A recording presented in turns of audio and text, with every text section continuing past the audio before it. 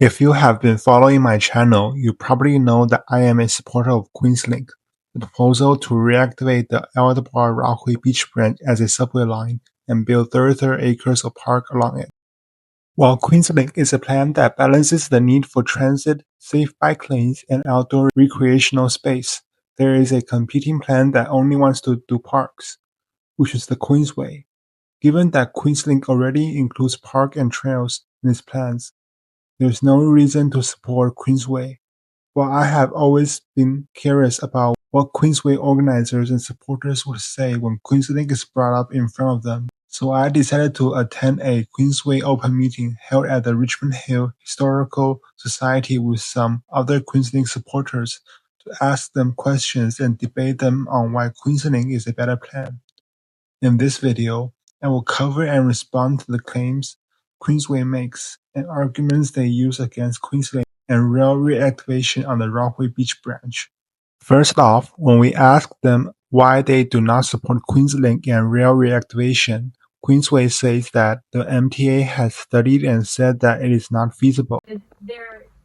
They're not building a rail deal. They're doing the, what is it called? The Interborough Express. That's where that money, that's where interconnectivity on trains is going into, and that's going to take X amount of years. So, we've been looking and working on this for many, many years, and the one consistency that's been is the MTA saying, it's not, but they did multiple feasibility studies over the last 20 years. I think there have been 3 feasibilities. Okay, QueensWay is right about one thing, and it is that the MTA does not want to build QueensLink. However, studies have shown that the MTA underestimated the ridership and inflated the soft cost. A more reasonable cost is $3.4 to $3.7 billion, which could be further cut down by methods like using in-house facilities. These costs are much lower than the $8.1 billion the MTA came up with, not to mention the economic and environmental benefits that come with QueensLink.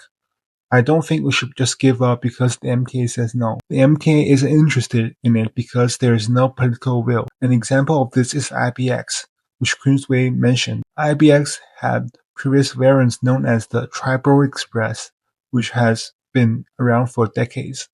The MTA did not have much interest in it until Governor Kathy Hochul proposed it as the IBX. After that, the project moved forward fairly quickly and was even included in MTA's 2025 to 2029 capital program. The same can be with QueensLink, especially with a pro-QueensLink mayor Mamdani coming into office soon. So MTA is not interested is not an excuse to be short-sighted and only building the park. Instead, we should keep fighting and advocating to gain the political will we need to move it forward. It is a transportation hub because you can bicycle. And one of my colleagues, Travis Terry, who helped bring in the trust, always laughs that we could have the QueensWay series because we have 2 little leagues. We have Forest Hills and we have Glendale. And we could have a Little League series and they could get there on their bicycles. So here, QueensWay says that they are a transportation hub, which they are referring to its function as a bike path, and that QueensWay will make it easier and safer to access Forest Park. But how will people get to your bike trail? Unless they live nearby, people are not going to bike from all around the city to visit your park. They will have to take another form of transportation. With the QueensLink plan, people can take the train and then enjoy the park space and bike lanes QueensLink offer. With the QueensWay plan, many may end up driving to your park, which is not what we want. To have programmable space, open space. These are areas I'm in public health, so when I start talking about high levels of asthma and lack of green and lack of oxygen, this is a real thing. And these kids don't have this. And they have high rates of not just of asthma, but of childhood obesity, which sets them up for the rest of their lives with so many comorbidities. Again, I agree that we need safe bike lanes and more outdoor green space, but QueensLink gives you that already. Also, many studies have shown that people living close to highways have higher asthma rates and face more pollution.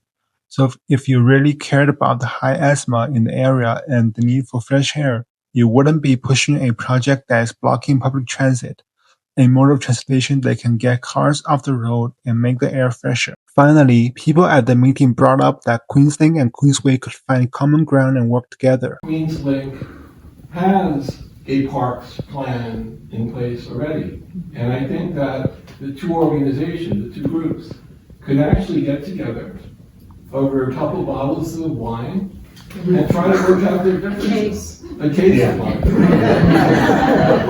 Whiskey. How about the trestles? The trestles are the problem. So let me just finish, and then the reason I think this would work is because I think QueensLink can get funding from other sources, from public transportation, MTA, all these other sources. The MTA is said there is no sources. I think that from listening to people and being connected with the political environment, I could tell you that there are sources for public transportation, and also the sources for the park could coexist at the same time and make this whole thing a tremendous reality. So I don't think. This is how I'll end. I don't think that you're at odds with each other. I think that you can collaborate together and come up with a happy medium. And maybe, two is stronger than one.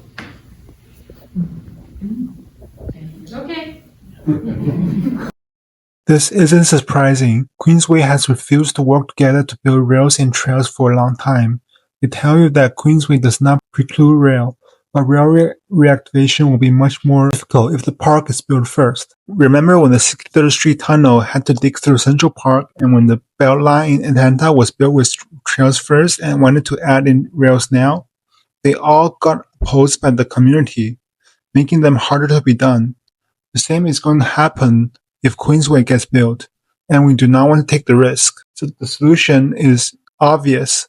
Build the QueensLink so the community can get better transit, safer bike lanes, and more green space at the same time. Here is what I want to end on today. Right-of-ways are extremely valuable. Should we be short-sighted and only build a park, or should we package them into one great project that will benefit the community for decades to come? The community has already gave their answer with a poll, where 75% supports QueensLink and 25% supports QueensWay. QueensWay is planning on starting construction next year, so we are running out of time. QueensLink has started a campaign to fight back against the transit-blocking QueensWay project. If you support the QueensLink and want to stop the QueensWay, use the link below to write to your elected officials to tell them how much Queens need this transformational subway line. Right now is the best time to convince Mayor-elect Mamdani and the officials to take QueensLink as a priority. Once QueensWay starts construction, trains will never run on the Rockaway Beach branch ever again, leaving communities in the transit desert stranded. What are your thoughts on the QueensLink versus QueensWay argument? Share with me in the comments below. If you want to learn more about QueensLink, check out this video where I fully explain the benefits of QueensLink. If you want to support my continuing effort and fight for transit, please consider a super thanks. Thanks for watching, and I'll see you in that video.